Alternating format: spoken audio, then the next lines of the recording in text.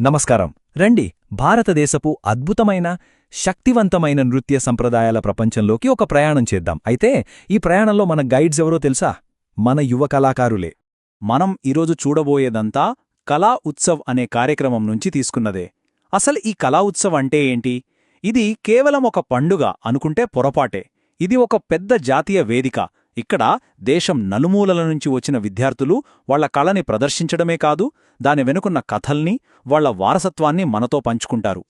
So ఈరోజు మన ప్రయాణం ఎలా ఉండబోతోందంటే, ముందుగా అసలీ కళల ఉత్సవం ఏంటో చూద్దాం. ఆ తర్వాత ప్రాచీన ఆలయాల్లో పుట్టిన నృత్యాల గురించి మాట్లాడుకుందాం. అక్కడ్నించి ప్రజల జీవితాల్లోంచి వచ్చిన లయబద్ధమైన నృత్యాలను చూసి నేటి కథలు చెప్పే ఆధునిక నృత్యాల వైపు వెళ్దాం. చివరగా అసలీ సంప్రదాయాలు ఇప్పటికీ ఎందుకు అంత ముఖ్యమో తెలుసుకుందాం. ఇక మొదలుపెట్టే ముందు ఒక చాలా ముఖ్యమైన విషయం చెప్పాలి. ఇప్పుడు మనం ఈ కళారూపాల గురించి తెలుసుకోబోయే ప్రతి విషయం, ప్రతి వివరణ అన్నీ కూడా ఆ ప్రదర్శనలు ఇచ్చిన విద్యార్థులు చెప్పినవే. ఇది వాళ్ల మాటల్లో, వాళ్ల అనుభవంలోంచి వస్తున్నది. మనం వాళ్ల గొంతుకనే వినబోతున్నామన్నమాట. రైట్. మన ప్రయాణం ఎక్కడ మొదలవుతుందంటే ప్రాచీన దేవాలయాల్లో. ఒకప్పుడు ఆ గుళ్లలో ప్రతిధ్వనించిన సంగీతం, నాట్యం, అక్కడే మన శాస్త్రీయ నృత్యాల మూలాలున్నాయి. ఇవి కేవలం డాన్సులు కావు, మన పవిత్ర గ్రంథాల్లోంచి పుట్టినవి, గురుశిష్య పరంపరగా తరతరాలుగా మనదాకా వచ్చిన ఒక గొప్ప వారసత్వం. అంటే శాస్త్రీయ నృత్యం అంటే కేవలం కొన్ని స్టెప్స్ వేయడం కాదు, అదో భాషలాంటిది. ప్రతి అడుగుకి, ప్రతి చేతిముద్రకి ఒక అర్థముంటుంది, ఒక వ్యాకరణముంటుంది. అందుకే ఆ నృత్యకారులు కేవలం తమ శరీరంతోనే పెద్ద పెద్ద కథల్ని, పురాణాల్ని మన కళ్ల ముందు ఆవిష్కరించగలుగుతారు. ఇక్కడ చూడండి ఎంత ఆసక్తికరంగా ఉందో. రెండూ శాస్త్రీయ నృత్యాలే, కాని ఎంత తేడా! ఒకవైపు ఢిల్లీ వాళ్లు ప్రదర్శించిన ఒడిస్సీ అభినయంతో, అంటే ముఖ కవళికలు, హావభావాలతో రాధాకృష్ణుల ప్రేమకథను ఎంత అందంగా చెప్పారో. మరోవైపు గోవానుంచి వచ్చిన భరతనాట్యం, అది ఒక దేవిస్తుతి, అంటే అమ్మవారిని కీర్తిస్తూ భక్తిని చూపిస్తుంది. చూశారా, కళ ఒక్కటే, కాని ఒకటి ప్రేమను పలికిస్తే మరొకటి భక్తిని చాటుతోంది. అద్భుతం కదా! ఓకే, ఇప్పటిదాకా దేవాలయాల్లోని దైవిక కథలు చూశాం కదా. ఇప్పుడు మనం నేరుగా ప్రజల మధ్యలోకి వెళ్ళిపోదాం. వాళ్ల జీవితాల్లోంచి, వాళ్ల పండగల్లోంచి, వాళ్ల ప్రకృతితో ఉన్న బంధంలోంచి పుట్టినవే ఈ జానపద, గిరిజన నృత్యాలు. ఉదాహరణకు మన ఆంధ్రప్రదేశ్లోని కోయ నృత్యం చూద్దాం.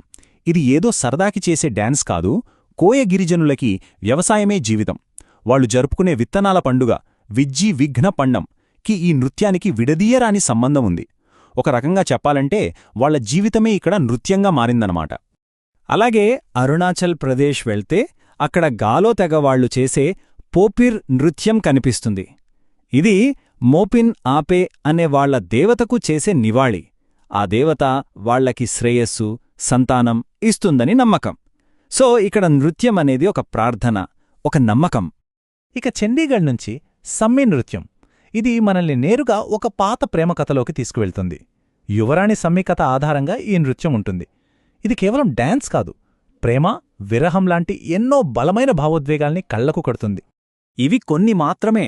ఇంకా చూడండి, అస్సాంలో ఉత్సాహంగా చేసుకునే బిహు, అది పంటల పండగ, జీవితాన్ని సెలబ్రేట్ చేసుకోవడం. డమాన్ అండ్ డియూలో వార్లీ నృత్యం ప్రకృతితో వాళ్లకున్న ఆధ్యాత్మిక బంధాన్ని చూపిస్తుంది. ఇక జార్ఖండ్, ఒడిషాలో చేసే ఛౌ అయితే భలే డైనమిక్గా ఉంటుంది. అందులో ఫైటింగ్ మూమెంట్స్, జంతువుల కదలికలు కూడా ఉంటాయి. చూశారా, ప్రతి నృత్యం ఆ ప్రాంతపు ఆత్మని, కథని మనకు చెప్తుంది.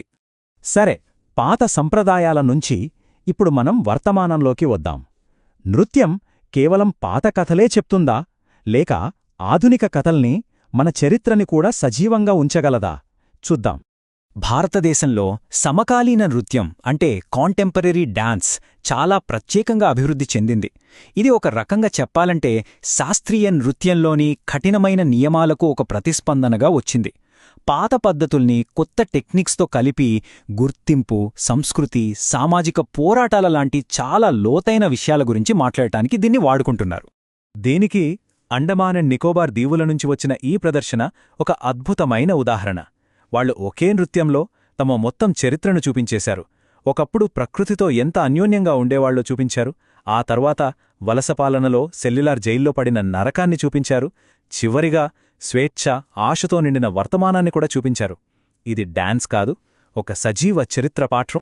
సరే, ఇన్ని రకాల నృత్యాలున్నాయి, చాలా బావుంది. కాని ఈ పాత సంప్రదాయాలు ఇప్పటి ఆధునిక ప్రపంచంలో మనకెందుకవసరం? అవి మనకేమిస్తాయి? ఇప్పుడు ఆ ప్రాముఖ్యత ఏంటో చూద్దాం. ఎందుకంటే ఈ కళారూపాలు కేవలం పాత జ్ఞాపకాలు కావు. అవి మనల్ని మన మూలాలతో, మన సంస్కృతితో కనెక్ట్ చేస్తాయి. మానసికంగా, శారీరకంగా కూడా మనకి ఎంతో మేలు చేస్తాయి. అంతేకాదు, సమానత్వం, పర్యావరణ పరిరక్షణ లాంటి ఇప్పటి సమస్యల గురించి మాట్లాడటానికి కూడా ఇవి ఒక వేదిక అవుతున్నాయి. అందుకే ఇవి ఒక సజీవ సంప్రదాయం. మనమింతసేపు మాట్లాడుకున్న విషయాలకి ఇది ఒక బలమైన ముద్ర వేస్తుంది. ఒరిజినల్ డాక్యుమెంట్లో ఈ మాట ఉంది.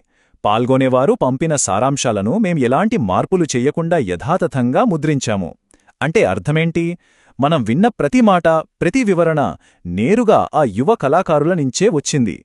ఇది వాళ్ల కథ, వాళ్ల గొంతుక. మనం దాన్ని ఎలాంటి మార్పు లేకుండా విన్నాం. సో, చివరగా ఒక ప్రశ్నతో ముగిద్దాం. ఒకే ఒక్క నృత్యం ఒక దేశం యొక్క చరిత్రను, దాని ఆత్మను, దాని జ్ఞాపకాలను ఎలా సజీవంగా ఉంచగలదు? అసలు ఈ కళారూపాలు కేవలం ప్రదర్శనలు మాత్రమేనా, లేక మన సాంస్కృతిక వారసత్వాన్ని భద్రపరిచే సజీవ గ్రంథాలయాలా? ఆలోచించండి.